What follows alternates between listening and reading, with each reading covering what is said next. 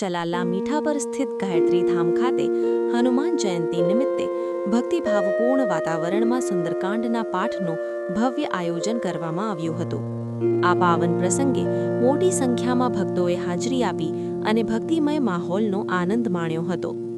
કાર્યક્રમનું આયોજન ગાયત્રી સંસ્કાર ધામના વડા સંત શ્રી દાદા મહેશભાઈ મહેતા તેમજ શીતલબેન મહેતા દ્વારા કરવામાં આવ્યું હતું.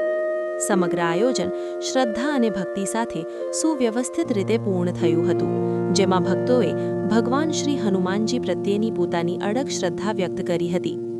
આ પ્રસંગે સમગ્ર વિસ્તારમાં ધાર્મિક માહોલ છવાઈ ગયો હતો અને ભક્તો માટે આ કાર્યક્રમ આધ્યાત્મિક ઊર્જાનો સ્ત્રોત બન્યો હતો. રિપોર્ટર પ્રતાપભાઈ વાળા, ધારી, અમરેલી. ગાયત્રી સંસ્કાર ધામ